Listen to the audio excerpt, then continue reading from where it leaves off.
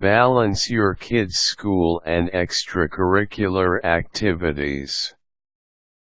With today's families getting busier and busier, it's no wonder that one of the questions so frequently asked by moms and dads everywhere is, how do we balance our child's extracurricular activities and family life?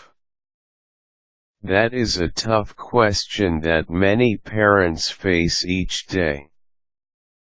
Combine finding time for families with the pressure to involve your child in extracurricular activities and you have a recipe for overscheduled, exhausted and frustrated families.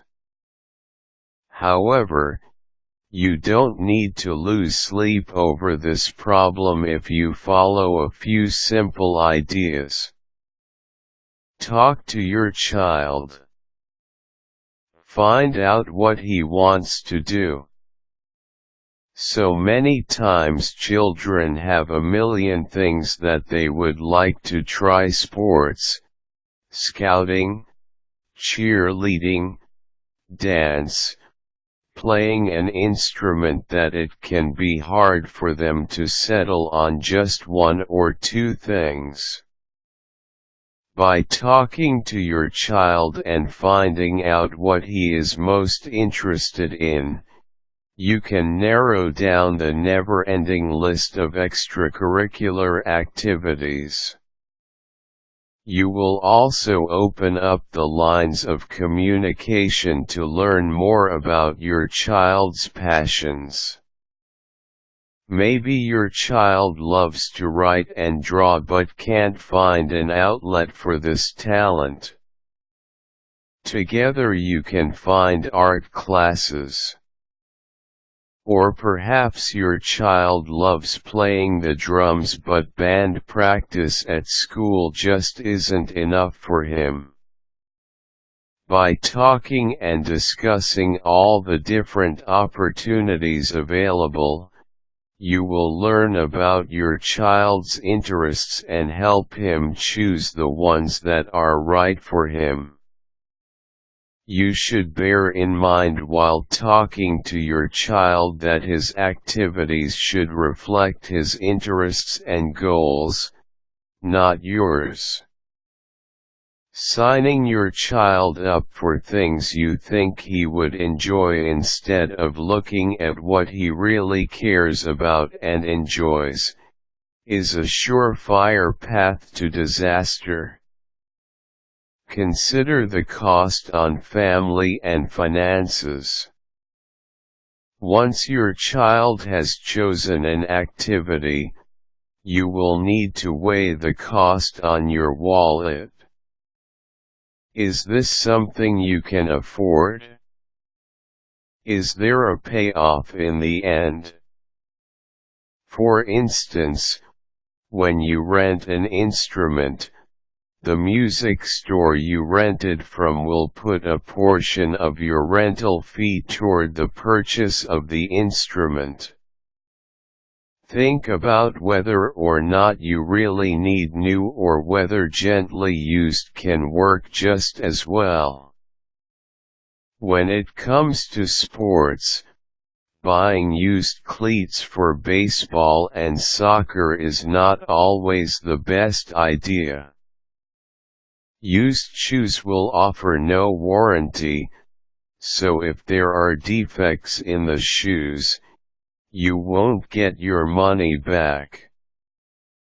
Also, with used shoes and cleats, you may not be able to get an entire season out of them, as many athletic shoes tend to wear unevenly on the soles.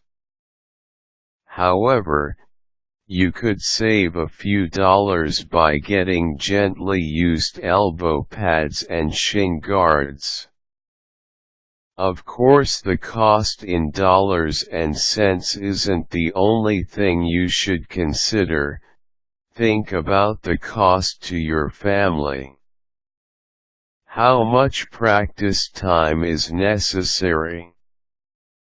What about traveling? When it comes to sports, the home games are wonderful, but sometimes the away games can take a toll on the family. The whole idea of balancing home life and extracurricular school activities is to gain family time and make the most of it, not lose more of it. If there are younger siblings involved, you will definitely need to consider the cost to them. Can they withstand traveling for the away games or recitals? While a 3 or 4-year-old may look forward to watching his big brother or sister perform, your 2-month-old probably won't and would benefit from being at home, either with your partner or a sitter. Create a workable schedule. Probably the most important part of balancing your home life with your child's extracurricular activities is creating a schedule that works. If you have more than one child involved in activities, you will need to take everyone's schedule into consideration. This is usually the part that most families dread because it can be daunting to create something that works for everyone. Every parent wants to be there for every practice and never miss a moment. But life doesn't always allow for us to do this. When this happens, you need to be prepared.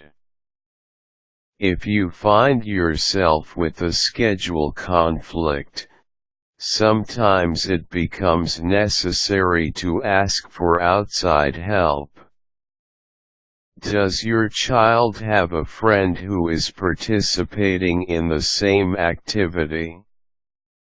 If so, see if you and the parents can trade a night of picking up and dropping off for practice. Sometimes, the buddy system and carpooling with other parents becomes necessary and a lifesaver as well. When working practice and performances into your schedule, make sure to schedule a family or relaxation night. This sounds silly to schedule time with family, but it is often the only way to find time to sit down and relax together. During this time, emphasize that no one has friends over, everyone is home for dinner, and no one goes anywhere. You don't even have to do anything special. This could just be a night to order in dinner, turn off the phone and internet and hang out together. While it's important to work out a schedule for the activities everyone is involved in, it's even more important to schedule time to be together.